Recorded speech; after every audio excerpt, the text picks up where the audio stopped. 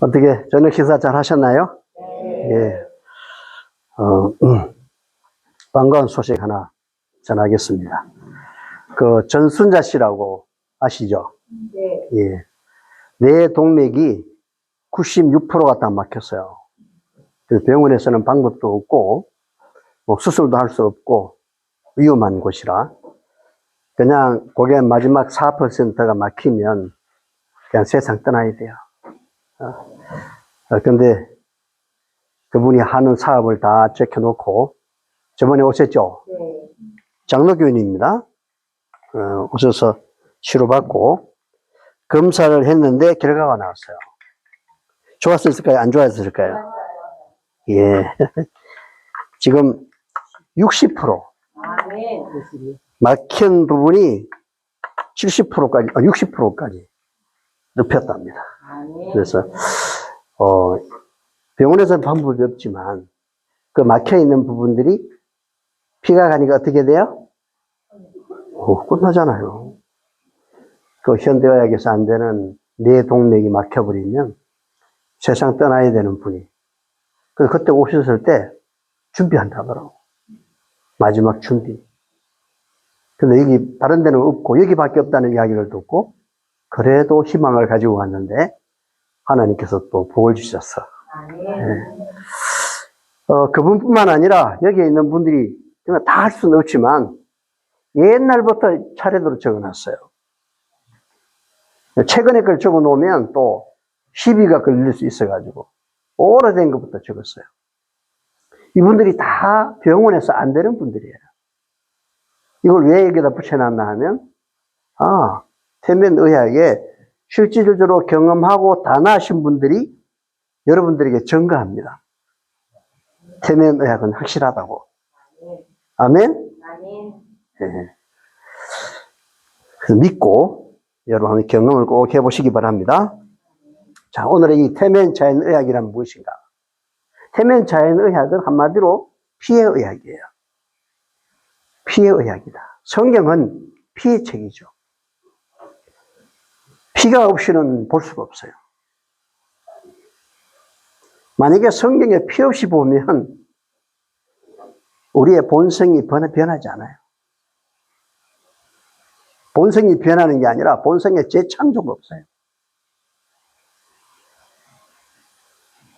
성경은 피의 책이다. 그래서 구약, 신약, 그 약속이 약속, 언약, 약속. 약속은 다른 말로 계약서다, 계약서.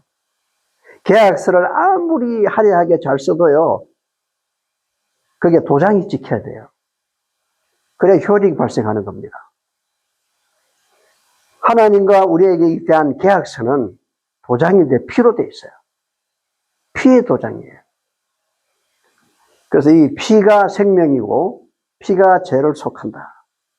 그래서 피가 가는 중요한 길목들을 어떤 세포와 조직, 장기 쪽으로 가는 그 중요한 길목들을 다 찾아가지고 거기에 치료하는 그 초점을 만든 거예요. 그래서 한의학하고 전혀 다릅니다. 어떤 분은 부항하니까 한방인가 보다. 한방 아니에요. 한의학은 전류와 신경이 흐르는 선이고 저희는 전류와 신경이 흐르는 선은 손 안 돼요. 그건 하나 해서는 안 돼요. 그런데 태면의학은 피가 기초예요. 성경에는 이렇게 언약이 있습니다. 7개의 언약이라고 하는 큰 이 집이 있다면 집에 기둥이 7개가 있다고요. 변할 수 없는 7개의 언약이 있는데 이 모든 언약의 비주는 뭐예요? 피로 되어 있어요. 자, 명칭이 뭐냐 하면 태면이라고 하죠. 태면. 태면이란 말이 성경의 시작, 태초에, 그리고 마지막 요한계시록. 주 예수의 은혜가 모든 자들에게 있을지어다. 아멘. 그래서 성경의 첫 자와 마지막 자를 따서 태면. 그 말은 이 태면의학의 원리와 본질과 이런 모든 것들이 어디에 있다? 현상까지도 다 성경에 있다. 만약에 다른 종교에도 만약 이렇게 창조에 대한 이야기가 나왔으면, 구체적으로 다 나왔으면 그 말을 인용했겠죠. 없어요. 여기 성경은 창세기 1장 1절에 그냥 태초 이러니까 성경의 첫 말씀하고 마지막 자를 따는 측면에서는 그렇게 했지만, 원래는 태면 자연의학은 이 세상을 창조할 때 태자가 아니에요. 요한복음 1장에 나오는 태자예요. 미가서 5장 2절에 나오는 태초예요. 그 태초는 시간과 어떤 공간이 만들어지기 훨씬 전, 영원 전. 이 복음이 만들어질 때 같이 되어 있는 거예요. 그때 태초예요. 그리고 모든 자들에게, 주 예수의 은혜가 모든 자들에게 있을지어다. 그래서 하나님께서는 악인이든 의인이든 착하든 착하지 않든 똑같이 다 은혜를 주시기를 원해요. 아카시아 나무에도 가시가 있는 탱주나무도 아니면은 예쁘게 생긴 꽃이라 할지라도 똑같이 전부 이슬을 주시고 해를 주시고, 하나님께서는 우리가 어떤 종교에 몸담았든지 어떤 상황에 있든지 어떤 환자이든지 간에 다 은혜 베푸시기를 원하십니다. 여러분은 정말 잘 오신 거예요. 그러면 이 태면 자연의학이잖아요. 자연은 뭘까? 이 세상의 사람들의 자연은 있는 그대로. 그래서 이 자연이란 말을 처음 쓴 사람이 저 중국의 노자라는 사람이 처음 썼어요. 있는 그대로 두라.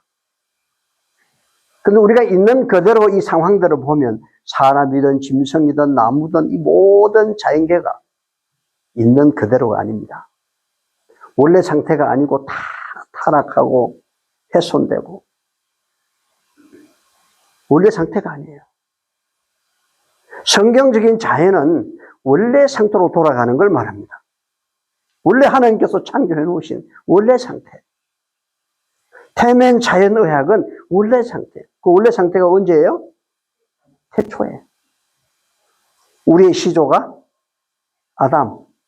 원래 어디에 살았어야 돼요? 에덴에. 그 에덴이 원래 상태예요. 거기서 나오는 순간부터 원래 상태가 아니에요. 이 세상의 자연은 그냥 저 경치 좋고 물 좋고 숲속에 들어가가지고 농약 비료 안 치고 말이죠. 좋은 고기 마시고 좋은 물 마시고 농약 제초제 안 치고 그냥 야채나 이런 걸 갖고 와서 드시는, 그게 자연인 줄 알아요.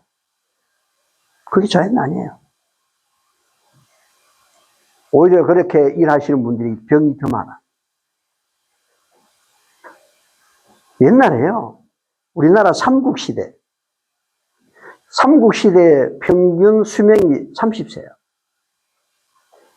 조선시대가 30세에서 35세예요. 그때는 비료 농약 쳤어요, 안 쳤어요? 안 쳤죠. 유전자 변형했습니까? 안 했습니다.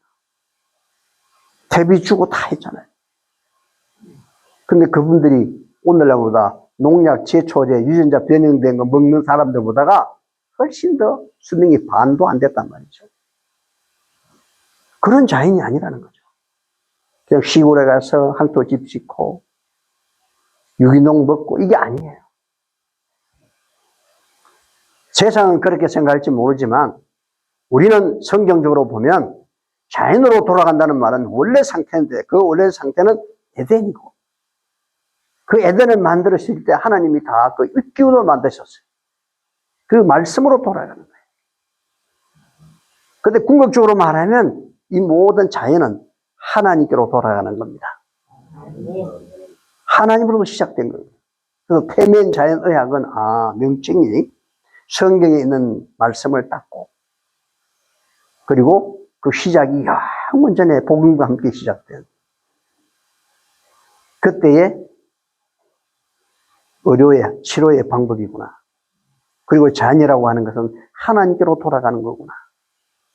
그래서 여러분이 태면 자연의학을 정말 여기서 이해하고 경험했다면 병만 낫는 게 아니라 마음과 몸이 어디로 돌아가야 돼요? 하나님께로 돌아가야 돼요. 자, 이제 본질입니다. 모든 물체는 또 모든 현상은 본질이 있어요. 본질 없는 현상은 존재하지 않아요. 모든 결과와 정상과 열매, 현상은 본질이 없이는 이루어지지 않는다. 그 본질이 무엇일까? 이 모든 의학은 본질이 빠져버린 의학은 그건 말장난이에요. 본질이 없으면 안 돼요. 만약에 그게 없다면 문제가 있는 거예요. 본질. 성경은 본질을 뭐라고 하냐 하면 모든 육체와 모든 생물은 피가 뭐다? 생명이다. 피가 생명이다. 이 말씀을 안 믿는 분은 나오세요. 제가 바로 여기서 실험을 해드릴게요. 천태종에 초청을 받아갔는데 스님들이 쫙 앉아있는데요. 전부 같은 성복이죠. 그리고 머리는 멋있잖아요. 다 깎아버려가지고 저 혼자 까만 머리 있고 다 없더라고. 일반 그 보살들은 없고 귀한 스님들만 계시는데 제가 교육을 했거든요. 근데 참 미안하게도 불교에 가서 성경책을 펴놓고 성경 이야기를 할 수밖에 없는 거야. 왜? 처음 딱 나오는 말이 세면 자연의학이잖아요. 그 성경 이야기를 해야지. 이 성경 이야기를 절에 가서 딱 하니까 손님들이 갑자기 인상이 영 아니요. 그래서 제가 이 말씀을 드리면서 이걸 안 믿는 분은 한번 손들어 보십시오 했더니 아무도 안 들어. 그럼 믿는 분 손들어 보세요. 아무도 안 들어. 만약 들었으면 제가 나오라 해가지고 실험을 하면 되는데 저는요 저 체중의 혈액이 8%예요. 누구든지 다 8%가 자기 체중의 8%가 이 피예요, 피. 저는 한 4,800cc가 저 피입니다. 200cc 컵 24잔. 그 중에 절반만 빼면 저는 이 세상 사람이 아니에요. 흙으로 돌아가야 돼요. 이 세상에 있는 모든 생명체는 다 피를 가지고 있어요. 왜? 피가 없으면 생명이 없어요. 하나님께서 피 속에 생명을 주셨어요. 여기 보면 저 사자도 요거는 사막이에요, 사막. 사마귀가 꼭 나무 잎처럼 생겼죠. 사마귀. 요즘 이 가을이 되니까 사마귀들이 자꾸 안으로 들어오려고 그래요. 따뜻한 데 와서 알 놓고 집을 지으려고. 그래서 사마귀뿐만 아니라 문을 자꾸 열면 마귀가 들어오니까 문을 꼭 닫으셔야 돼요. 안 그러면 냄새나는 벌레도 들어오고 점이 꼭꼭 찍힌 12장 무당 벌레도 들어오고 벌도 들어오고 그래요. 그래서 문을 꼭꼭 닫고 다니셔야 돼요. 자, 근데 이 사마귀가 얘도 피가 있어요. 무슨 색깔일까요? 피가 풀색이요, 풀색. 이거는 코끼리, 이거는 살인진드기, 조그마한 살인진드기. 얘도 피가 있어요. 이거 새입니다. 이거 고브린 고래. 이 고브린 고래는요, 수심 500m에서 1000m 사이에 살아요. 절대 안 나와요. 근데 언제 나오냐? 지진이 일어나는, 변동이 일어나면 그때 나와요. 그래서 이 고기가 발견될 때는 위험한 거예요. 뭐가 나요? 지진이 나는 거예요. 이 고브린 고래예요. 그래서 이런 모든 생명체가, 움직이는 모든 생명체, 살아있는 모든 생명체는 피가 있다. 오징어도 피가 있어요? 무슨 색이게요? 예? 무슨 색이라고요? 오징어의 검은색은, 검은 먹통은 피가 아니고 저기 잡아먹으러 오면 자기를 은폐하려고 먹통을 터뜨리는 거예요. 그 피가 아닙니다. 오징어 피는 물색이에요. 오징어 해 드셔보셨나요? 그 오징어를 이렇게 보면 물처럼 약간 푸른색이 떠요. 약간 푸른색을 뜨는 잘 보면 그 색이 떠요. 그런데 물처럼 돼 있어요. 왜냐하면 오징어 물에 다니면 빨가면 눈에 잘 띄일 거 아니에요. 근데 거기에 맞게 하나님께서 다 만들어 놓으신 거예요. 그래서 이 세상에 있는 모든 생명체는 뭘 가지고 있다? 피를 가지고 있다. 그래서 피가 생명이다. 자, 우리 이렇게 잘 보시면 제사입니다, 제사. 이 제사가 원래 성경적인 제사가 아니죠. 성경의 오리지널 제사가 성경에 있어요. 누가 하면 가인과 아벨이 하나님 앞에 제물을 삼아 이제 제사, 예배를 드리는 거죠. 근데 여기 보면 아벨과 가인이 하나님 앞에 제사를 드렸는데 아벨은 받았는데 가인의 건 받지 않았어요. 잘못된 제사였어요. 이 잘못된 제사를 드리게 될 때 하나님은 그 예배 자체를 받지 않는 게 아니라 예배도 간합하지 않고 예배를 드리는 사람도 하나님 받지 않으세요. 자, 보십시오. 가인은 땅의 소산으로 제물을 삼아 여호와께 드렸고 아벨도 자기도 자기 영의 첫 새끼와 그 기름으로 드렸는데 여호와께서 아벨과 그 제물은 연락하셨으나 아벨과 그 제물, 그 제사는 하나님이 받으셨죠. 그런데 가인과 그 제물은 연락하지 아니하신지라. 그래서 가인이 분해가지고 결국에 누구 죽였어요? 여러분, 이 제사가 왜 가인의 제사가 잘못됐을까요? 왜 가인의 제사가 잘못된 겁니까? 가인의 제사에는 피가 없어요, 피가. 아벨의 제사는 피가 있고, 피 없는 제사는 아무 의미가 없어요. 하나님의 거룩한 성전에 봉사하는 대제사장이든 제사장이든 레위지파든 성전에 있는 번제단, 금은 모든 그릇도 심지어 말뚝까지도 피 없이는 정결케 됨을 갖출 수가 없어요.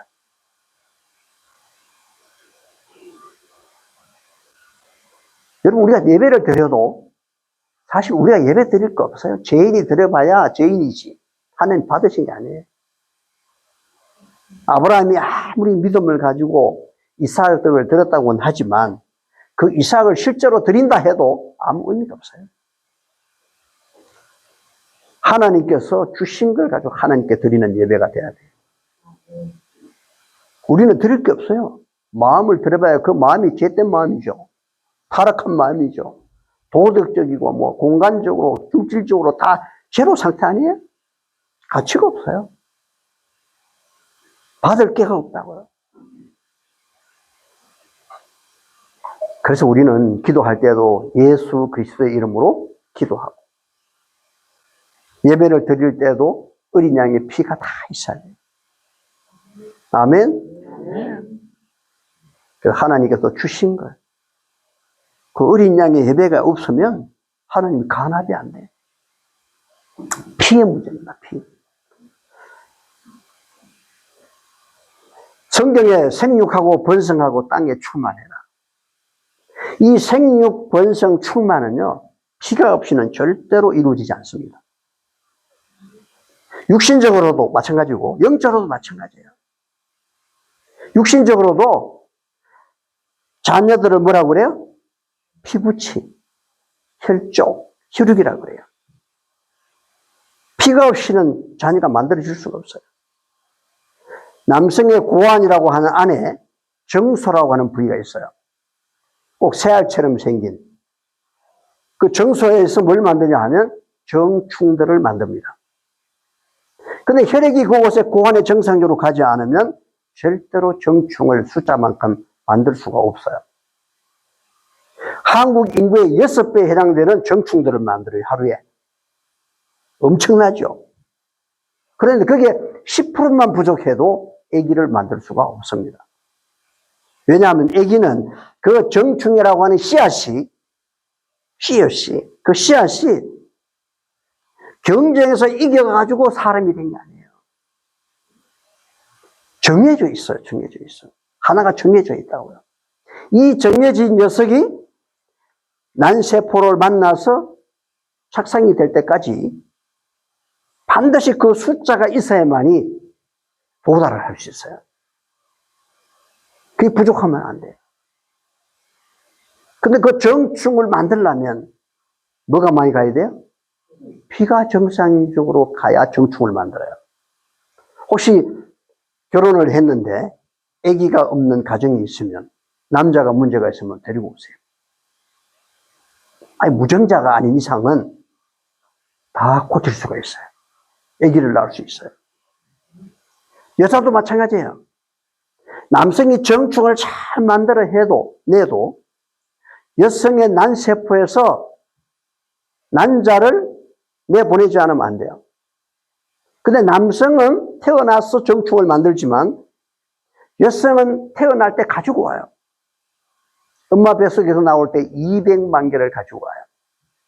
근데 이게 점점 줄어가지고 나중에는 5만 개도 안 돼요. 그 중에서 만나는 것이 바로 저와 여러분입니다. 그게 정해져 있어요. 언제 우리를 정했어요? 이 땅에 태어나도록 언제 정했어요? 아담 안에서 정한 게 아니고 영원 전에 그리스도 안에서 우리를 택하신 거예요. 아멘? 영원 전에. 그래서 어떤 사람이든 재수 없어서 태어난 사람은 아무도 없다. 영원 전에 하나님께서 우리를 택하셨는데, 이것이 이루어지려면 반드시 피가 가야 돼요. 남성이 발기가 안 되면 어떻게 아기를 낳을 수 있어요? 여성도 마찬가지예요. 이런 모든 것은 피가 가지 않고는 불가능합니다. 영적으로도 마찬가지예요. 우리가 영적 아기들을 잘 만들려면 피가 잘 가야 돼요. 십자가의 은혜의 피가 성령을 통해서 우리 가슴 속에 잘 젖어들면 전도하지 말라 해도, 칼에 목이 들어와도 전도하게 돼 있어요. 예수님의 피가 없이는 생육번성 충만이 안 돼요. 우리의 마음에 예수님의 뜨거운 피가 들어오면 우리는 열심히 헌신적으로 영혼 구원하는 일을 하게 되어 있습니다. 그 피가 없이는 안 돼요. 이게 세포입니다. 이렇게 줄기세포가 있고 장내세포, 연골, 신경, 지방, 난세포 쭉 있는데요. 여기서 제일 작은 세포, 전체 세포의 약 80% 이상을 얘가 다 차지해요. 피에 대한 세포. 우리 몸의 전체 세포 가운데 80%가 다 뭐라고요? 혈액에 대한 세포예요. 그러니까 얼마나 피가 중요한지를 우리에게 보여주는 겁니다. 그런데 이런 모든 세포가 처음에는 이렇게 있는 게 아닙니다. 처음에는 하나가 딱 나와요. 여기 정자세포. 하나가 있어요. 이 한 세포가 꼬린까지 가요. 가서 난세포 안에 착란이 되면 그때는 이 난세포가 세포 중에서는 가장 커요. 근데 여기를 그냥 들어가는 게 아니에요. 다른 동료들이 가서 막 헤딩해가지고 막이 얇아졌을 때 얘가 들어가요. 또 여기 들어가기까지 항해를 할 때도 그 여성의 몸에는 굉장히 강산성이에요. 산성. 수분이. 그리로 가면 얘가 다 죽어요. 이 죽을 때 이 꼬리에서부터 알칼리를 많이 분비시켜요. 죽으면서. 그러면 그 여성의 산도와 산성이 알칼리로 바뀌어져요. 그때 누가 따라가냐? 뒤에 정해진 근육이 따라가요. 그리고 다 얇아졌을 때 들어가는 거예요. 그게 저와 여러분이에요. 정해져 있습니다.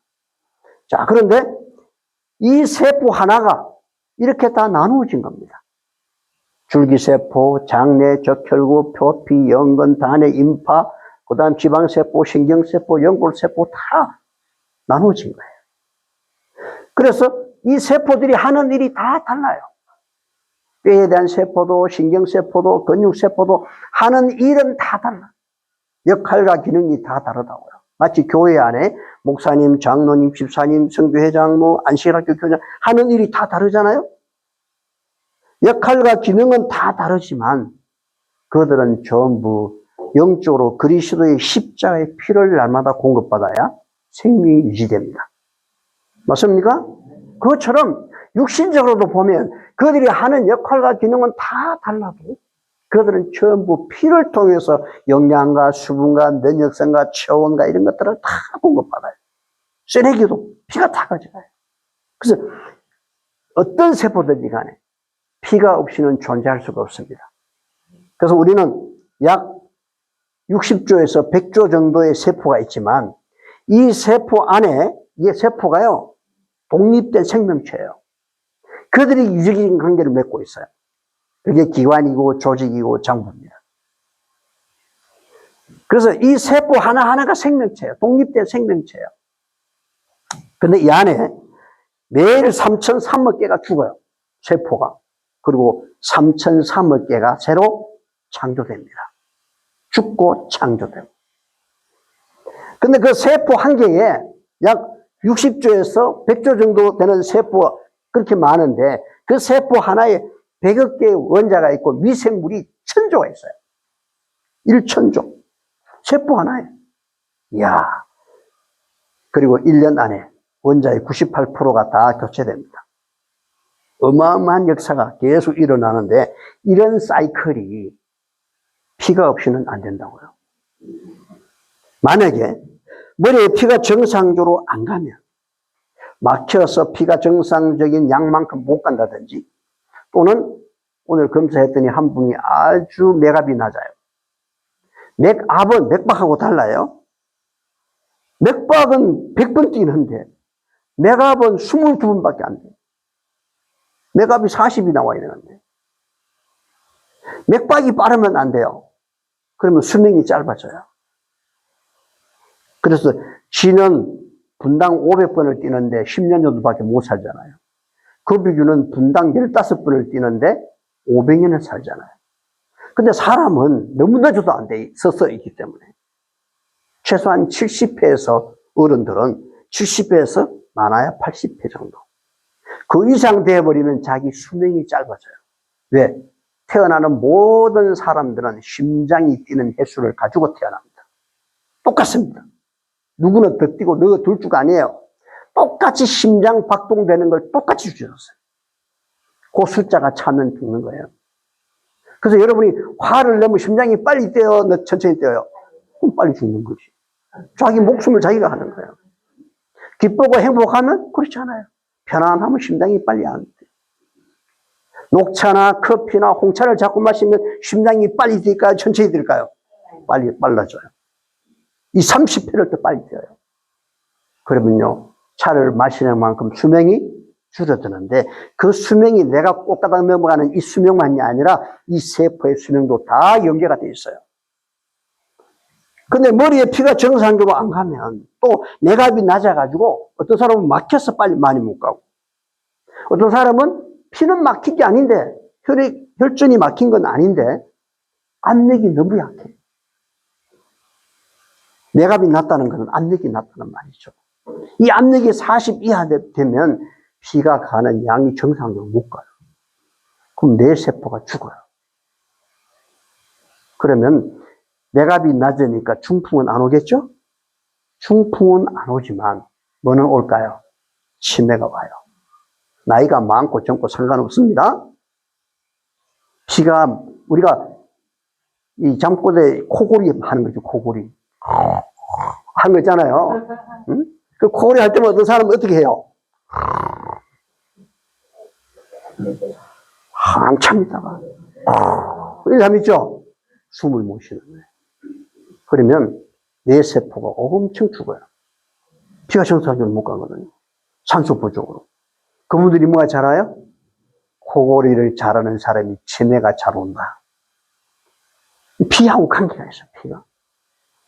그래서 이런 모든 사이클이 피가 정상적으로 잘 가면 뇌 세포의 신경세포가 수명이 닿으면 죽고 새로운 세포가 탁 창조가 되는 거예요. 그러면 항상 그 세포는 젊어요. 그런데 피가 안 가면 죽을 수도 없고 창조도 안 되고. 죽는 것도 그냥 죽는 거 아닙니다. 피가 가야 죽습니다. 피가 안 가면 안 죽어요. 영적으로도 똑같아요. 우리가 나는 날마다 죽노라.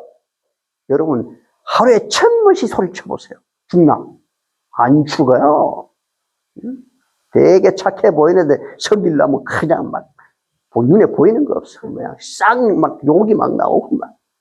어떤 장로님은 참 점잖한데 시군을 하다 열받았다 하면 막 어휴 막 안 죽어요. 안 죽어. 죽는 게 아니에요. 근데 죽는 방법이 있어요. 십자가에 예수님의 피가 내 가슴 속에 경험이 다 되어지면요, 내 자아가 죽어요. 내가 죽고 내 안에 새 마음이 창조돼요. 이게 거듭남이에요. 이 거듭남이 날마다의 침례가 필요한 거예요. 그리고 건강한 거예요. 피가 잘 가고, 그러면 공급이 잘 되잖아요. 또 피가 잘 가면 쓰레기를 가지고 나가잖아요. 마음의 쓰레기들, 죄의 쓰레기들 다 가지고 나가잖아요. 그러니까 피가 가면 수명이 다한 세포, 병든 세포가 죽어요. 그리고 새로운 세포가 창조가 돼요. 이 일이 계속 이루어지면 내 세포가 망가질 일이 없어요. 여기에 퇴행성 관절염의 연골이 따를 이유가 없죠. 수명이 다한 세포, 병든 세포는 죽고 새로운 세포가 창조되니까 늘 연골이 튼튼해져. 근데 피가 잘 못 가면 뚝뚝뚝 소리가 나. 그럼 피가 잘 못 간다는 거예요. 그 무릎 사이에 있는 근육들이 경직이 되어 있다는 겁니다. 그럼 소리가 나는 거예요. 그러다 나중에 이제 어떻게 해요? 따라요. 물렁뼈가 노화가 되는 거예요. 연골이 노화가 돼요. 빨리 안 만들어지니까. 노화가 되면 질겨지죠? 노화가 돼요. 그러면서 이제 이 윤활 역할을 못해요. 아파요. 그러면 부으면서 물이 차요. 그럼 병원에 가면 물 빼고 강선에 주사 놓고 그럼 뭐 해요? 두고 봅시다. 뭘 두고 볼까요? 언제 줄기세포를 넣을 건가? 언제 무릎을 수술할 건가? 그걸 왜 합니까? 수술 안 하고 엉금엉금 기어서라도 여기 오면 무릎이 다 났는데. 그런데 여러분 질병관리본부에 들어가 보세요.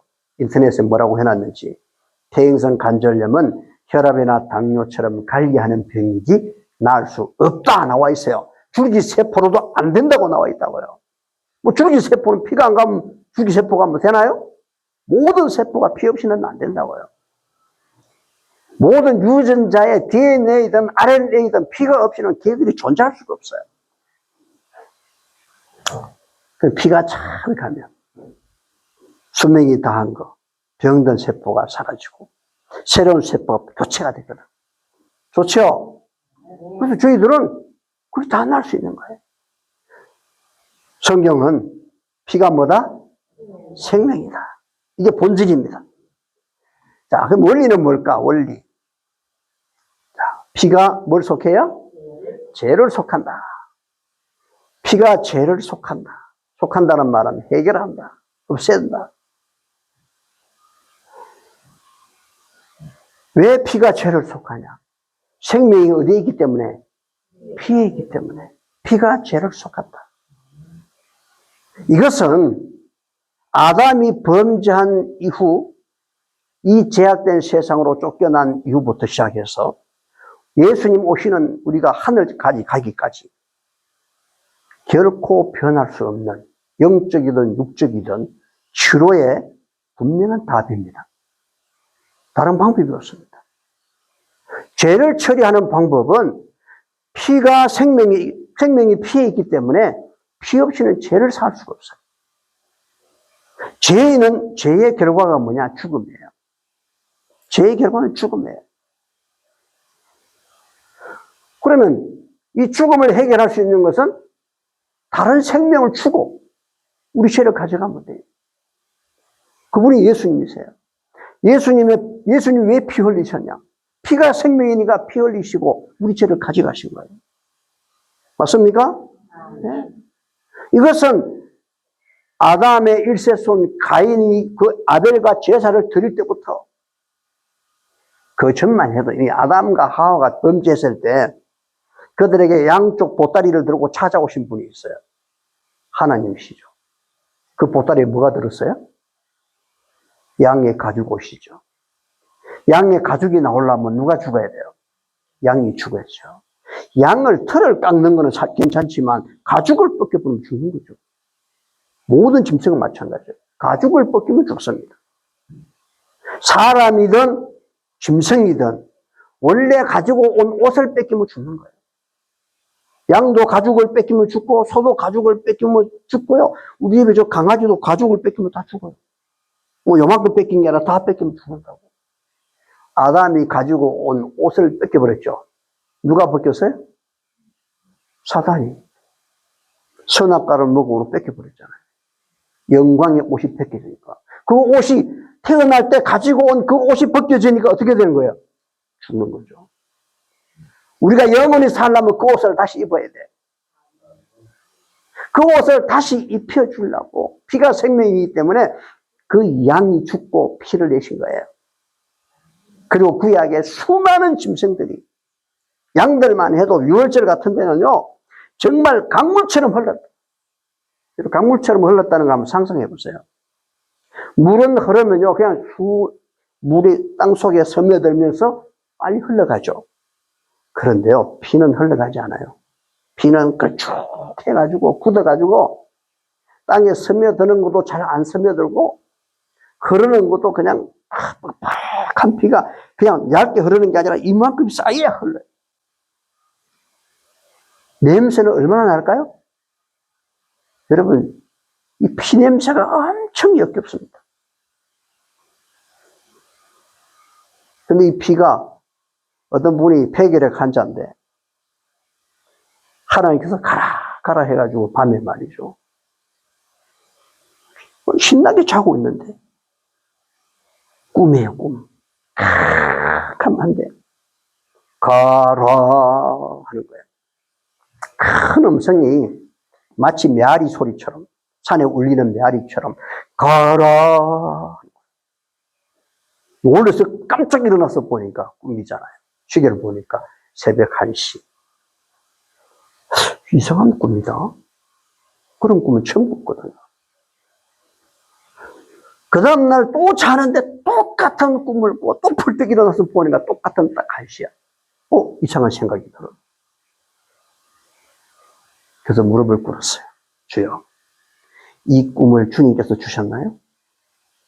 그럼 주님께서 주셨다면, 만약 주님이 주셨다면 가라시는 건 어디로 가라는 것입니까? 말씀해 주소서. 그랬더니 제 앞에요 스크린처럼요 쫙 보여주는데 창백한 한 여청년이 보이고 있어요. 그의 이름까지도 윤점순 25세. 어디에?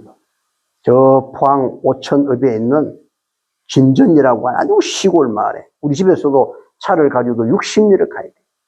비포장 도로를. 거기에 있는 자매를 보여주는 거예요. 그래서 주여, 이것이 주님께서 주셨다면 3, 4번 아닙니까? 하나님도 3분인 것처럼 3, 4번 아닙니까? 내일 같은 시간에 같은 꿈을 또 한 번 더 주십시오. 그 다음날 똑같은 시간에 또 꿈을 꾸고 일어나 앉았어요. 하나님께서 주셨구나. 그래서 아침에 차에 있는 물건을 다 트럭에 있는 걸 내려놓고 그 집을 갔어요. 어떤 집사님을 모시고. 그 집사님은 한 번도 자국에 방문 간 적이 없어요. 근데 마당에 탁 들어섰는데 12월 달이에요. 이 자매가요, 사랑방의 문을 다 열어놓고, 옛날 시골집 문을 다 열어놓고, 턱을 문지방에 올려가지고, 우리가 엎드려 보고 있는 거예요. 그 추운데. 우리가 나타나니까 엄청 반가워하는 거예요. 올 줄 알았대. 어떻게 알았냐고. 저분하고 저하고 들어오더래요. 아침에 잠깐 잠이 들었는데 두 사람이 저분하고 저래. 그래요? 장로교인이야. 그래서 안에 들어가니까, 이야, 집사님은 들어왔다가 그냥 비린내 나는 역겨운 냄새 때문에 비위가 약해가지고 막 토하려고 그래요. 그래서 나갔어. 저는 나한자촌에서도 해봤기 때문에요. 그런 비위는 괜찮아요. 그래서 그 자매가 사용하던 수건을 가지고 내과에 물 내려가는데 그게 되게 못 살아요. 물 내려가는 거기에 얼음을 깨고 수건을 적셔서 그 피 있는 데다 적셔야 돼요. 왜? 그 전에 이 토한 것들이 다 굳어가지고 안 떨어져요. 그래 물을 푹 적셔가지고 불려서 이걸 떠줘야 되는데 이 피가 물을 먹으니까 야 냄새가 장난이 아니에요. 진짜. 그 비린내 나는 요만큼 돼 있는 거기도. 그래 하니까 최근에 오늘 했는 고기만 쏙 빠져버리고 이만 그대로 있는 거야. 그럼 물을 적시고 그걸 닦아. 옛날 물장갑이 어디 있어요? 그냥 그 수건을 닦고 해가지고. 그래서 또 내과 가서 빨고 또 닦고 여러 번 그렇게 했어요. 그 피를 다 닦았어요. 다 닦아서 없어졌는데도 냄새가 너무 심해. 비린내가. 근데 하나님께서 왜 이 자매에게 마지막으로 보냈는지 이 마지막 준비를 시키라고 하는 거구나. 그래서 제가 한 20분을 마지막 말씀을 드렸어요. 그래서 기도하고 눈을 떴더니 저희한테 부탁이 있대. 말씀하십시오. 하나님이 나를 오늘 살려준다면 나는 죽을 때까지 이 귀한 진리를 전하고 싶다. 만약 살려주지 아니할지라도 나는 감사하다. 내가 몇 시간 후면 죽을 텐데 내게 이 안식일에 대한 귀한 기회를 주신 게 너무 감사하다. 근데 부탁이 있는데요. 친아버지가 아니고 어부 아버지예요. 그 아버지와 어머니를 선생님이 오늘 전하는 그 예수님, 내가 믿는 그 예수님, 그분을 좀 전해주세요. 어머니 아버지에게. 근데 그 어머니 아버지가요, 알코올 중독자에다가 완전 노름에다가 그래서 재산이 하나도 없어요. 그 버려진 집에 와서 살고 있는 거예요. 그렇게 하고 기도하고 나왔는데 금요일이었어요. 그 다음날 안식일에 예배 끝나고 그 집에 들어갔더니 자매가 누워있던 방은 그대로 열려있고 자매는 없고 텅 비어있고 내가 준 책을 그대로 하나 딱 올려놨더라고. 근데 그 어머니가 우리를 보고 신발도 신지 않고 쫓아나왔어요. 내 딸이 숨 넘어갈 때 숨을 못 쉬어서 그렇게 힘드는데 마지막 이야기를 하자는 거예요. 무슨 이야기? 내가 믿는 예수, 그 선생님이 믿는 그 예수님을 꼭 믿으라고. 그래야 만날 수 있다고. 그래서 그 예수를 가르쳐 놓으라는 거예요. 그래서 그 어머니와 그 아버지와 성경을 공부하고 침례를 받고요. 얼마 후에 그 아버지의 며느리 되는 분, 또 아들 되는 분, 손자들 셋, 5명이 또 침례를 받았어요. 그 자매는 그냥 하장하고 사라졌지만. 제가 왜 이 이야기를 하냐면, 피 잃으니까 그 생각이 나는 거예요. 그 피를 토해놓은. 요만큼 토해놓은 것도 그랬는데, 여러분, 절기 때 그 수많은 양들이 죽임을 당하고, 6월절에 제일 많이 죽었어요. 전국에서 다 와서 그 제물로 드릴 때, 그 피가 강수처럼 흘러갈 때, 그 역겨운 냄새가 과연 상상이 갑니까? 그리고, 왜 피를 냅니까, 피를? 제사장들, 대제사장, 레위인들이 봉사하는 분들이요, 역겨운, 진짜 한기 나온 곳이 아니에요. 정말 역겨운 곳에 봉사하고 있는 거예요. 아니, 그러지 말고, 내가 소 잡는 걸 봤어요, 어릴 때. 추석이나 설이 오면, 소를 한 마리 잡아가지고, 이걸 살을 다 나누어가지고, 무게를 다려가지고, 집집마다 나누죠. 나눠서 이제, 제사를 지낼 때 쓴다고요. 그때 소를 잡는 걸 보니까 소를 딱 갖다 몰고 가가지고 망치를 딱 들고요. 양쪽에 두 뿔 사이에 정수리에다가 딱 대고 딱 치니까 하고 타고 이 다리를 딱 이렇게 해가지고 죽어요. 피 한 방울 나지 않아. 깨끗하게 죽어. 아니, 하나님께서 그렇게 죽이면 얼마나 좋아? 근데 왜 그 수많은 짐승들의 피를 흘리고 마침내 그 피 흘리는 짐승들이 누구를 상징하는 거예요? 누굴 향하는 거예요? 누굴 가르치는 겁니까? 세상 죄를 지고 가는 하나님의 어린 양. 누구? 십자가에 달리시는 예수님이에요. 그분은 우리에게 섬김을 받으러 온 것이 아니라 우리의 목숨을 위하여 대속물로 주려왔다. 그분이 십자가였어요. 마침내 수많은 짐승들이 그분을 향했어요. 왜? 피가 생명이니까. 피 없이는 안 되니까요. 그 피가 없이는 죄를 해결할 수 있는 방법이 없습니다. 이것이 성경이 우리에게 가르치는 복음과 치유에 대한, 의료 선교에 대한 핵심입니다. 자, 그러면 여기 한번 봅시다. 읽어봅시다. 시작.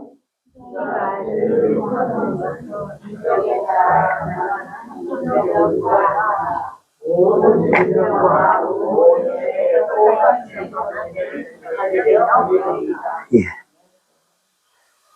이 죄는 있지 않습니까? 큰 죄든, 사람을 죽인 죄든, 요만한 거 하나 훔친 죄든, 마음속에 누굴 미워했던 죄든, 용서받는 건 전부 똑같아. 뭘로 용서받아요? 예수님의 피로 용서받아요. 그렇죠? 똑같아. 큰 죄든 작은 죄든, 어른이 지은 죄든 어린아이가 지은 죄든. 저 애가 둘인데, 큰아이는 아들이고 밑에 하는 딸아이인데, 딸이 키가 작아요. 조그만할 때 한 4살 됐나? 애가 없어. 갑자기 어디 갔나? 한참 있다 보니까 손에 뭘 들고 오는데 사탕 봉지를 들고 오고 있어요.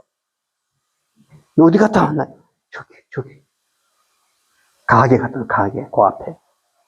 그래서 돈도 안 가져갔는데 그 얘를 들고 사탕 든 채로 그 가게에 갔더니 아줌마가 그때 졸고 있어. 그 아이가, 조그만 애가 와서 들고 가는 것도 전혀 못 본 채.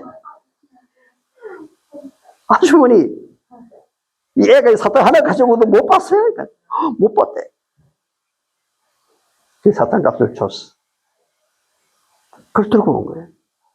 이게 죄인지 아닌지 몰라요. 그래도 죄야. 맞습니까? 그래도 죄야.